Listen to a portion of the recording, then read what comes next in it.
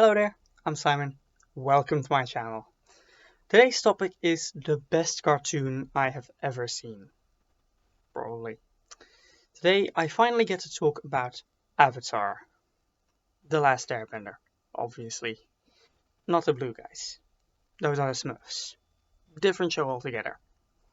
So today I'm talking about everyone's favorite uncle, Mushi, or Iroh, as he's usually called. Uncle Iroh is, by all accounts, the best character in the whole show. And you cannot convince me otherwise. He's like that classic old mentor character, except his backstory shows that he isn't this perfect, flawless guy. And he's gone through so much to get where he is. I love this show. Now, there are a bunch of theories about this show going around, and I may or may not talk about some of them in the future. Ty Lee is totally an air nomad. But this is one I haven't seen anywhere else. I don't know why I'm trying to keep the suspense like this. You've already seen that clickbaity title. Yes, today I'm gonna convince you that Uncle Iroh is in fact the Avatar. But how does this make any sense? I mean, Aang, or is it Ong? No. No, it most definitely isn't. What are you talking about? Aang is the Avatar. Obviously. That's what the whole show is kind of about. Are there two avatars? What? No. No, there's only one avatar, by my knowledge. No, it turns out I owe you an apology. Obviously, Iroh is not the literal avatar, because that's Aang. No, this is one of those hypodermic theories. And that's not right. Hypothetical? Metaphorical. This is one of those metaphorical theories. Sorry, Seamus. You see, we all know that in the show, the Avatar is the one person in the world who can bend all the elements, and whose job it is to keep the peace. And when one Avatar dies, the Avatar just reincarnates into a new body somewhere in the next nation. Here's the thing though. That's not the only interpretation of the word Avatar. Like many, many other things in the show, the Avatar is a legit concept in Buddhism and Hinduism. In Hinduism, an avatar is a manifestation, usually of a god, like Krishna. It is, in other words, an incarnation of a deity. What it is not is a disguise, or just a materialization. So an avatar in Hinduism is not like what Jupiter and Mercurius did when they visited Philemon and Baucis, for example. That was a disguise.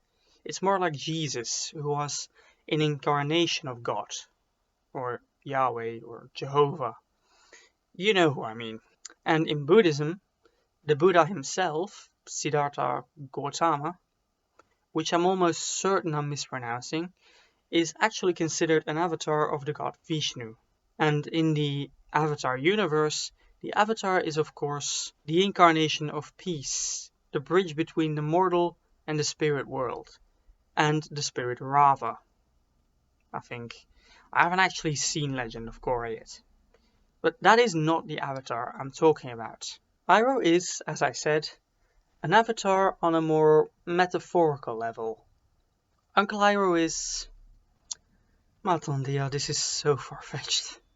Oh well, too late to turn back now. Uncle Iroh is an incarnation, the avatar, of a book. This book. This is the Book of Tea, by one Kakuzo Okakura. It was written in the aftermath of the Meiji Restoration and published in 1906. Now, you may think that this is a book all about the different types of tea and how to make it and all that, which wouldn't be too surprising with a title like that. But it's a lot more than just the factual facts you need to know to make tea. And let's face it, even if it wasn't, Iroh could still be its avatar. But this is more than an encyclopedia. It also talks about the philosophy of what the book actually calls teaism. And that philosophy shows an impressive amount of similarities with Uncle Iroh's philosophy. The first chapter is called The Cup of Humanity, and it's sort of an introductory chapter as to why the book was written. Now, the book was actually written in English, and it is clear that it is meant not as an encyclopedia for Japanese people who want to be a tea master, but for Western people. Because let's be honest, if you're not Japanese, it can seem kind of weird to put so much importance into making a cup of tea, right? Well, that's actually why the book was written, but it goes further than that actually. Quote, "So much harm has been done already by the mutual misunderstanding of the new world and the old, that one need not apologize for contributing his tithe to the furtherance of a better understanding. The beginning of the 20th century would have been spared the spectacle of sanguinary warfare if Russia had condescended to know Japan better. What dire consequences to humanity lie in the contemptuous ignoring of the Eastern problems." And another quote, "Let us stop the continents from hurling epigrams at each other, and be sadder, if not wiser, by the mutual gain of half a hemisphere. We have developed along different lines, but there is no reason why one should not supplement the other." End quote. Now, to me, that sounds a lot like Uncle Iroh's famous speech about the four nations. It is important to draw wisdom from many different places. If you take it from only one place, it becomes rigid and stale. Understanding others, the other elements, and the other nations will help you become whole. In chapter 2, Okakura talks about the different schools of tea.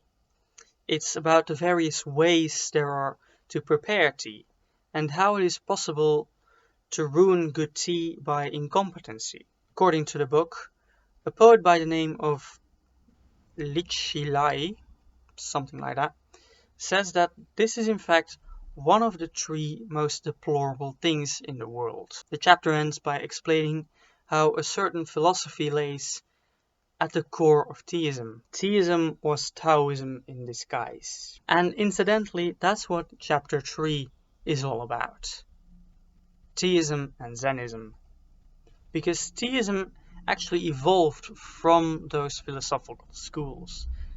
And so it embodies, which is a weird word to use when you're talking about a philosophy, a lot of its core values. As I said, the book has an entire chapter dedicated to it. So what about Iroh? Well, here's how the book defines the Tao. The Tao is in the passage rather than the path. It is the spirit of cosmic change, the eternal growth which returns upon itself to produce new forms. It recoils upon itself like the dragon, the beloved symbol of the Taoists. It folds and unfolds as do the clouds. The Tao might be spoken of as a great transition. Subjectively, it is the mood of the universe. Its absolute is a relative.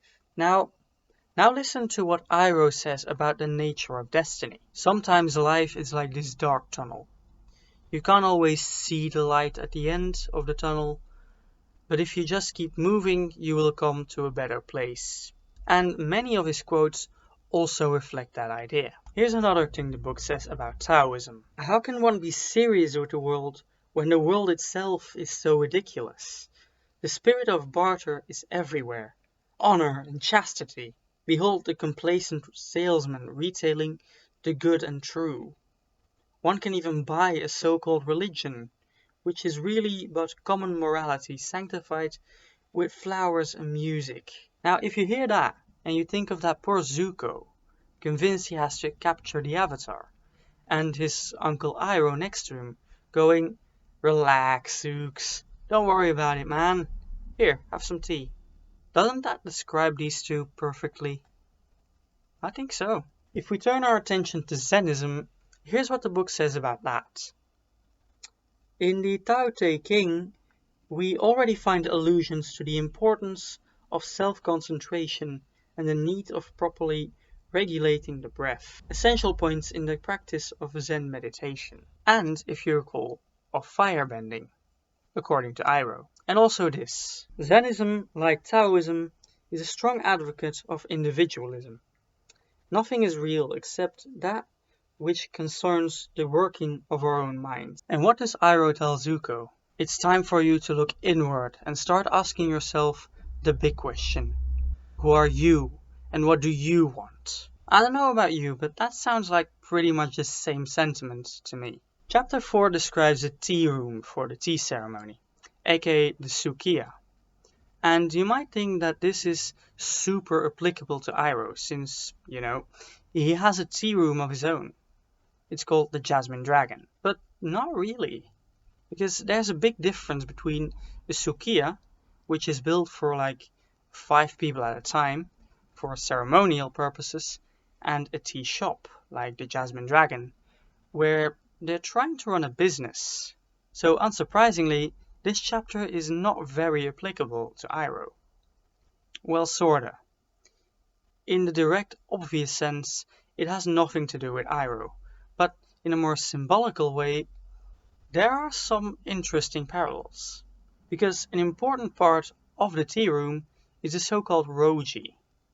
The roji is a garden path which connects the waiting room, where the guests get ready for the ceremony, to the actual tea room. According to this book, it signified the first stage of meditation, the passage into self-illumination. And, get this, it intended to break connection with the outside world and to produce a fresh sensation conducive to the full enjoyment of aestheticism in the tea room itself. Now, as I said, I haven't actually seen Legend of Korra yet, but one thing I do know about it is that Uncle Iroh has, in the time between The Last Airbender and Korra, passed over to the spirit world, where he still has a tea shop for the spirits, which I think we can agree is a very Iroh thing to do.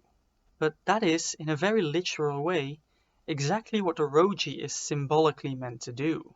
Chapter 5 is where this gets really difficult, because this chapter is about art appreciation. And this could be on me not remembering stuff, but I just can't remember Uncle Iroh ever talking about that at any point whatsoever. So I haven't really got a clue what Iroh would say about that. However, the book does say this. We must remember, however, that art is of value only to the extent that it speaks to us. And a little further, our very individuality establishes, in one sense, a limit to our understanding, and our aesthetic personality seeks its own affinities in the creations of the past. It is true that with cultivation, our sense of art appreciation broadens, and we become able to enjoy many hitherto unrecognized expressions of beauty.